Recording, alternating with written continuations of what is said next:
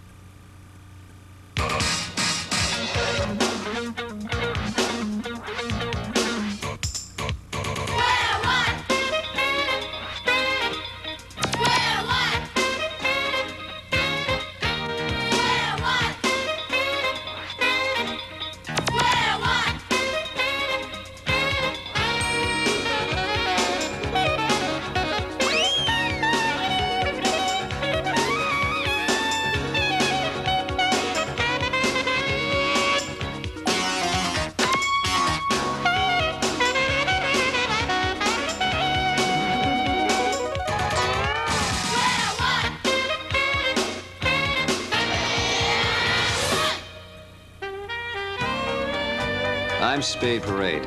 I'm a private eye. Business was slow and I was relaxing watching a night baseball game at Spanky Stadium across the street from my office. I had the best seat in the house. Except the only problem was that the players looked the size of ants, even though I was using my 10 by 50 binoculars. The quiet of the night was broken by the sound of the doorbell. Yeah, come on in. It's not open. Get your red hots, hot dogs, Cracker Jacks. Hey, Meyer, how's the hot dog business tonight? Not bad, Mr. Parade. You want your usual? Yeah, sure, why not? I hated hot dogs, but I felt sorry for Meyer, having to sell hot dogs outside Spanky Stadium. Here you go, Mr. Parade, your regular 10 hot dogs. Thanks a lot, Meyer. Just go ahead, put it on my bill, huh? Sure thing, Mr. Parade, but I hope you're gonna take care of it soon. It's up to about $400 now. What? Red hots, get What, are you your kidding hot me? dogs, Cracker. What do you, I knew you when you were selling one Cracker Jack at a time. Ah, what a boring game. You'd think someone would get a hit at least. Whoa, whoa, there's a hit. Oh, that's gonna be a double for sure. Wait a second, it's going over the fence. Hang on, it's coming towards my window. It's gonna go right through my window. Hang on a second. There's a message on this ball. Digits. Want to know who's number one. We will not square off on the field, even if he's there. We can divide the money by counting, if I've figured it out right. Mr. X. I don't know any Mr. X. Now, who could that be? Ah, it's probably my French maid. Hey, Fifi, baby, how you doing? Hey, wait a minute, who are you? Well, I ain't your French maid, that's for sure. I'll say you ain't my French maid. Not only does she not do windows, but she hates baseball. Say, did a baseball come through this window here? A baseball, huh? You mean sort of like this one? Yeah! Hey! Sorry, I had to be a little rough with you. It's a little move I learned from a tango dancer in Brooklyn. Now, are you the one who's writing these messages on the baseball? I don't know what you're talking about. I just shagged the bus to come over the fence, that's all. Sure, kid. Sit down. I got some questions I want to ask you. Oh, it's Fifi. Stay put.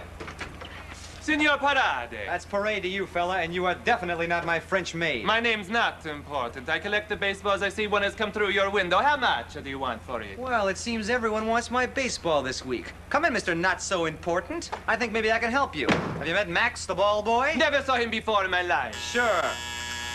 Fifi, where you been? Mr. Spade Parade, I need your help. I'm Dan Dugout, owner of the Woodpeckers, and someone's trying to ruin my baseball team. Well, that explains this writing on the baseball. Come in, Mr. Dugout. I think I can help you.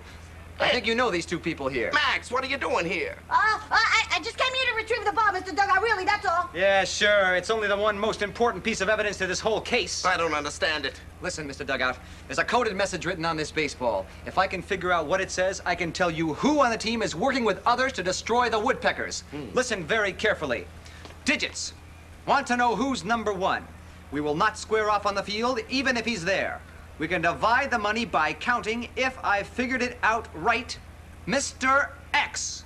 I still don't understand it. Mr. Dugout, there's a code buried in this message. If you can give me the names and the numbers of all the players on your team, I can tell you exactly who that Mr. X is. Wait a minute, you two. You're not going anywhere. What?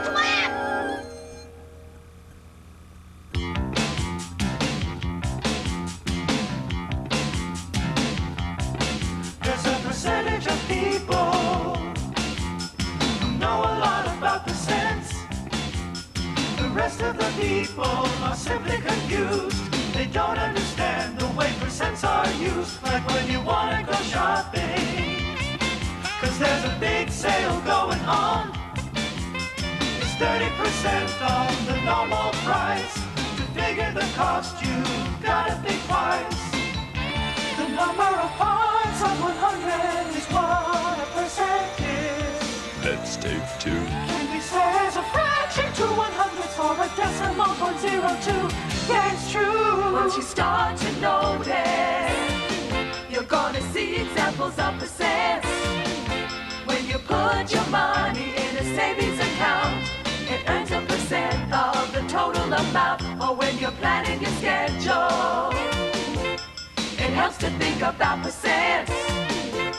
For 24 hours and every day, what percent do you sleep, work all day? The number of parts of 100 is what a percent is. Let's take 6. Can be said as a fraction, 6/100ths or a decimal point 06. That's no trick. To think about percents, you gotta give your all. Your all's 100%. If you just give a half, perhaps 50%, it's never gonna make sense. The number of parts of 100 is what a percent is. Let's take 12. Set as a fraction, 12/100ths or a decimal point 12. Good for you. There's a percentage of people who know a lot about percents. We hope by now you're not confused. You know about percents and how they're used. Now you're one of those people who know a lot about percents. Now you're one of those people who know a lot about percents. Now you're one of those people.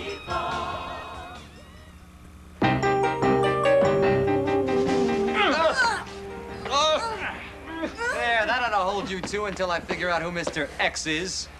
Tell me, Parade, how did you know these two were involved in the plot to ruin my team? Well, Mr. Dugout, take a look at this.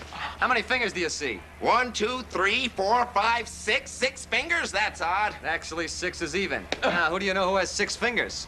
Fingers Flynn the racketeer. But what's he got to do with a note? Well, unless I'm terribly mistaken, this is Fingers Flynn, famous flacketeer. That's racketeer. Oh, sorry. You may have noticed the note was addressed to digits. That's another way of saying fingers. Good work, Parade.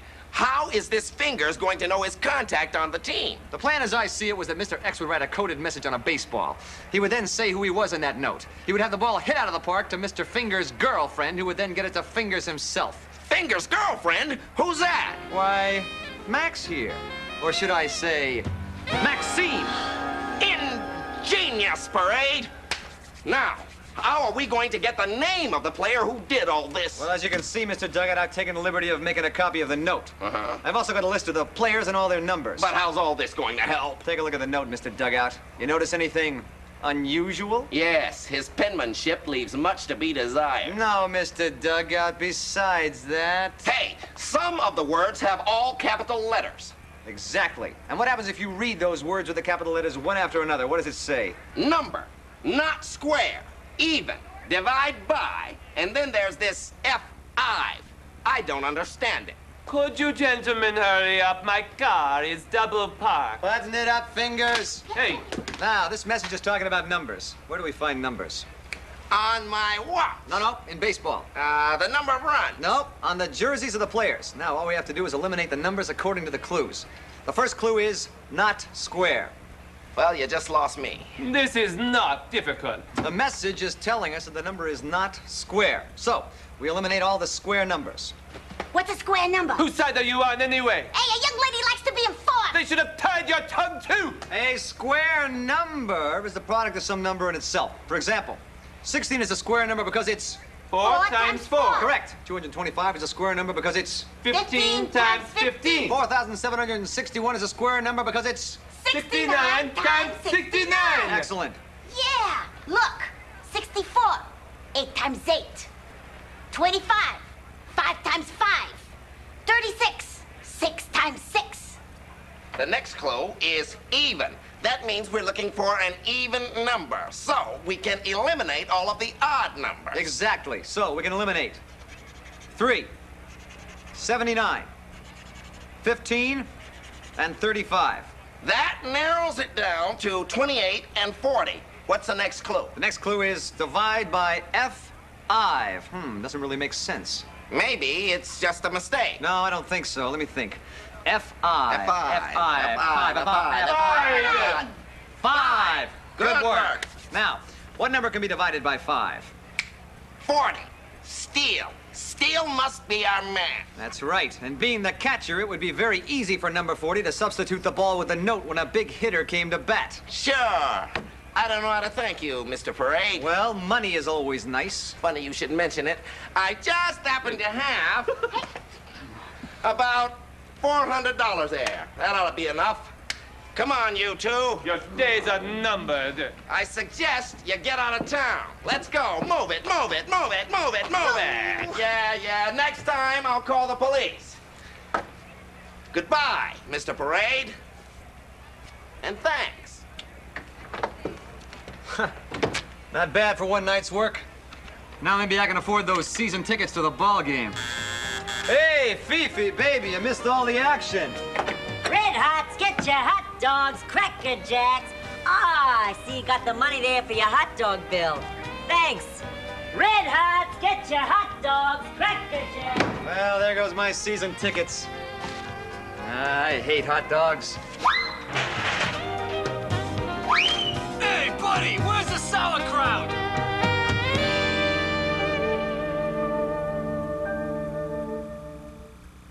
You've already seen this much of Square One TV. How much do you figure is left?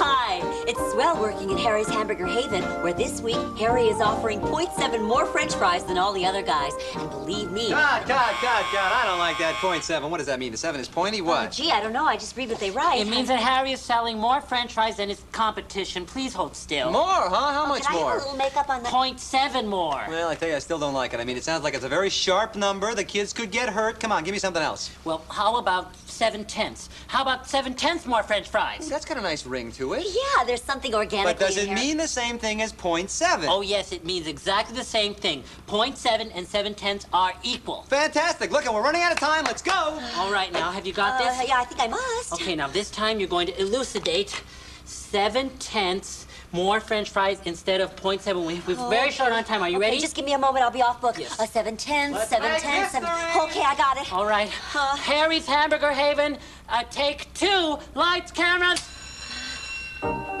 Hi, it's swell working at Harry's Hamburger Haven, where this week Harry is offering 7/10 more French fries than all the other guys. And believe me... God, no, I Bernie, can project Bernie. more if you no, want. No, you know, I don't like that 7/10 either. I mean, really, can't you get me some writers that know how to sell from the heart, baby? Well, Samuel, the kids upstairs have come up with one more idea which we might use. Well, come on, babes, out with it. How about 70%? We could say 70% more French fries. 70%. Now you are talking. Now, 70%, that's a lot. No, they mean the same thing. They do? Absolutely. 70% and 7/10 are equal, Samuel. 70%. Now that hits home. Let's go. 70% more French fries. We're very short on time now. Have you got this? Yeah, I think so. This You know, I time- really appreciate this chance. If Let's there's ever go. anything... We're losing light. Now this time you're going to say 70% more French fries. 70%. Okay. Harry's Hamburger Haven, take 3. Lights, cameras. Action. Hi, it's swell working at Harry's Hamburger Haven, where I just learned something. Look here. 70% means the same thing as 7/10, and 7/10 and 70% mean the same thing as 0.7. That's really amazing. Alfie. Yes, sir. Do you have a last name? Yes, sir. It's Fontaine, like in your boss, Mr. Fontaine. You're wonderful. Thank you very much.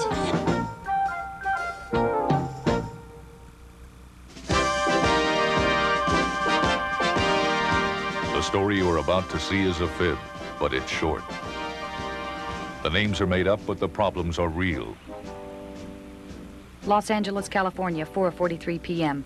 The coastal winds had died down enough for the poems of John Greenleaf Whittier, which had been blowing around, to have been collected. We were working the day watch out of Mathnet. My partner is George Franklin. The boss is Thad Green. My name is Monday. I'm a mathematician. We had spent all week working on what we thought were two separate problems, a kidnapping and a robbery. And then the two problems seemed to come together, but they didn't suggest a solution. We fast-forwarded through a couple of scenes from the week's show. I've got something, Mathnetters. That was fast. Boy, computers sure make it easier, don't they? If I had to go through all that data by hand to find 1957 Chevys, it could take weeks, to say nothing of the mistakes that could be made. We're looking for one with 2 doors. 2 doors. There are 172 of those. And look, one of them is registered to Hans Balpine. License number 00313. Now we knew the name of the owner of the car that had been used in the kidnapping. Meanwhile, a giant hamburger had been delivered to Mr. Orson Charles Kane, the eccentric newspaper publisher. His staff needed to know how much it weighed so they could get the proper equipment to move it. Here's a model of the box. To find its volume, we should multiply its length by its width by its depth. So let's find the area of the top of the box. The length is 6 feet. The width is 6 feet. 6 times 6. The area is 36 square feet. Right, that's the area. But we want to know the volume. So we multiply the area times the depth of the box. So multiply 36 by 4. The volume is 144 cubic feet. That's a good-sized burger. But we still don't know how much it weighs because we don't know how much 1 cubic foot of oak weighs. But I do. I called the lumber yard, and they told me that a cubic foot of oak weighs between 45 and 55 pounds. To be safe, let's use the heaviest weight. Better use your calculator. Okay. 55 pounds per cubic foot, 144 cubic feet. We multiply 55 times 144. That's 7,920 pounds. We didn't seem to be getting any closer to the answer until we began to put some common sense with our mathematical sense. Not all solutions to problems come just from numbers. You know, Kate, it's been a busy week. 2 big crimes happened. Uh-huh. And both of them are solved. Sort of. I know what you mean. Sort of. Hans was kidnapped and he's safe at home. That's good. The diamond was stolen. And we know what happened to it. Even though that isn't that good, at least we know the outcome. Yeah. It doesn't make sense. What do you mean? You first. Okay. Hans's story doesn't ring true. Here's a man who hasn't cut a diamond in 15 years. His wife didn't even know he was a diamond cutter. Who's going to trust him to cut one of the world's most precious gems? Right. And his story. He said he climbed through the mountains, found a highway, and hitchhiked home. The first thing I'd do, if I had been kidnapped and got away, would be to get to a phone and call the police. Uh-huh. And speaking of climbing through the mountains, did you notice his cowboy boots? Yes. I thought they were a bit ostentatious, but that's not something to indict a man on. The bottoms. He hadn't climbed down the mountain in those boots. The soles were practically brand new. And another thing. If he were a diamond cutter, he would have recognized the Despair diamond. It's world famous, and there's hundreds of pictures of it. There's just one problem, though. What's that? He was kidnapped the night before the burglary, so he couldn't have committed the crime. But that's another thing that doesn't make any common sense. How's that? If you were going to steal the Despair diamond and kidnap a diamond cutter, which would you do first? I'd steal the gem, of course. You don't kidnap a diamond cutter if you're not sure that you have a diamond to cut. Exactly. Maybe he staged the kidnapping. I think we should pay a call on our diamond cutting friend.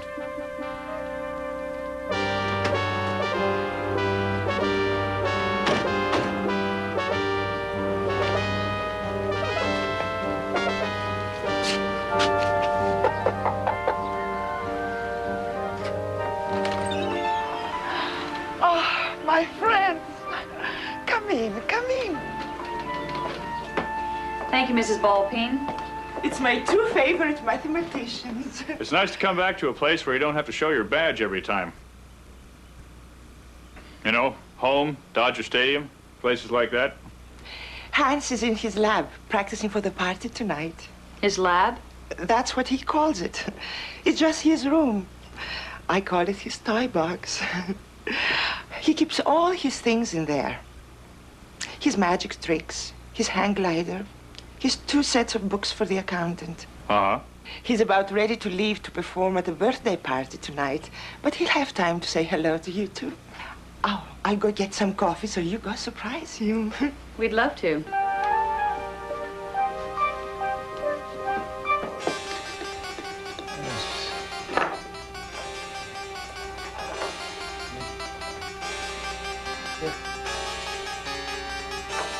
Mr. Ball. Yeah!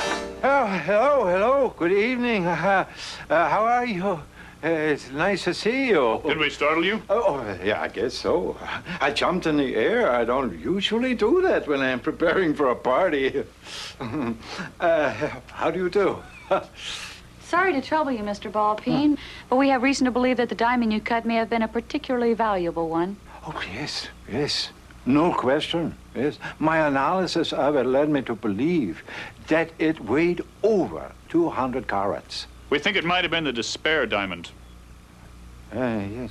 Funny you should mention that. I was just looking at some pictures of the Despair diamond, and yes, I think you're right. It could be... Mr. Ballpeen. Yes. What are these? Old sketches, you know, doodles. Nothing of any import. I don't mind. It's the devil's workshop. Coffee break! Good. Half a cup, George? Yes, please. So, what can I do for you two? We were just in the neighborhood and wanted you to verify this statement on your kidnapping case. Oh, yes. Please sign it. Well, very well. Let me see what we have. Yes, this looks correct.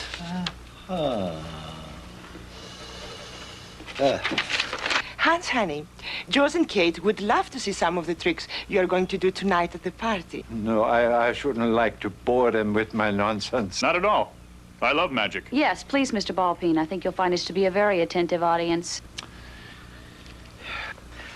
Very well, perhaps a little card trick, to get you on your way. I think you'll enjoy this. Yeah, I'll take a card, any card out of the pack, and I'll show it to everybody else, and then put it back in the pack, huh?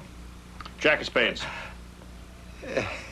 Why don't we try that one again, huh? But this time, don't tell me what it is. Put it back in the back, okay. Very well. We give him a little bit of a shuffle. Okay. Take the card off the top. Is that your card? That's wonderful. How'd you do that? I know. I know you know, but we don't tell, do we? Oh, never. Do the trick with a fan, honey. With the fan, very well, my dear. It's so warm in here. I think I'll cool off a little. Look at you. You are warm, too. Why don't you cool off, Oh, look. Oh, what happened? Oh, no. I'm you're very sorry. broken my fan. I have to use this at the party tonight. Fortunately, it is not badly injured. That's very clever. Yes. Isn't he wonderful? Now, Viola. You know I only wanted half a cup. But I only gave you half a cup. How did you do that, Mr. Ballpeen? The what? Fill my cup. To the rim.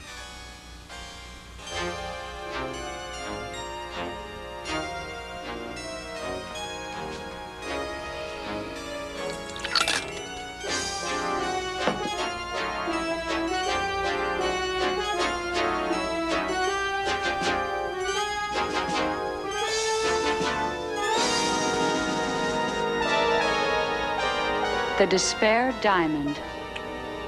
Quite a good trick.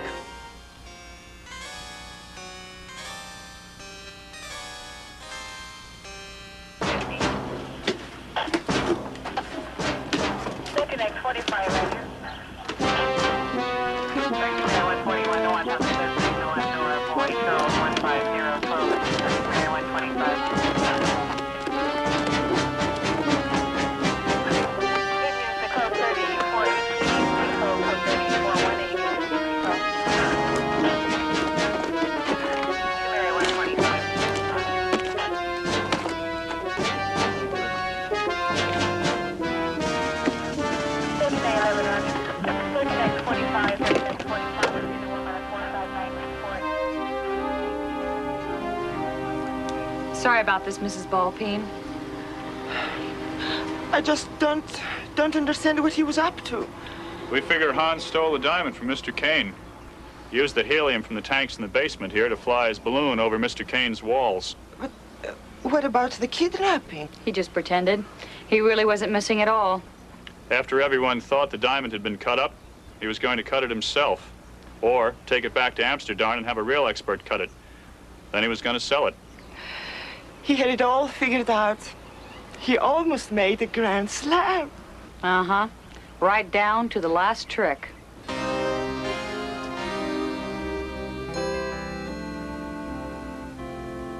Then you say you're going to sell the diamond and give all the money to charity? Yes, and you two deserve much of the credit. That's very generous of you. You're a good mathematician, Mundy. And you're a good citizen, Kane.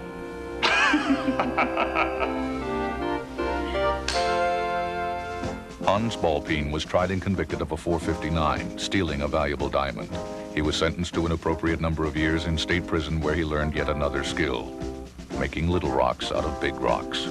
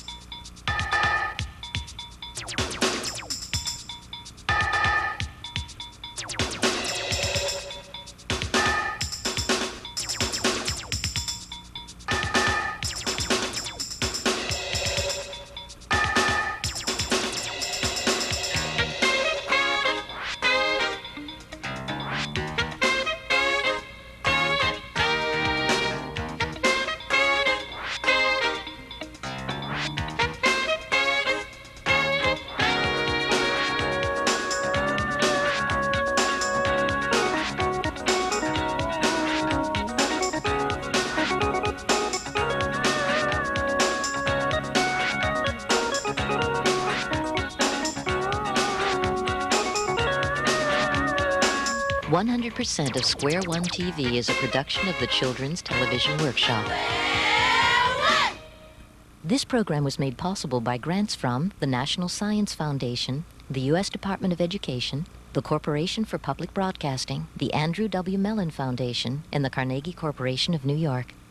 Corporate funding is provided by IBM. At IBM, we believe education is the key to the future. We are pleased to help support Square One TV as an innovative way to introduce young people to the exciting world of mathematics.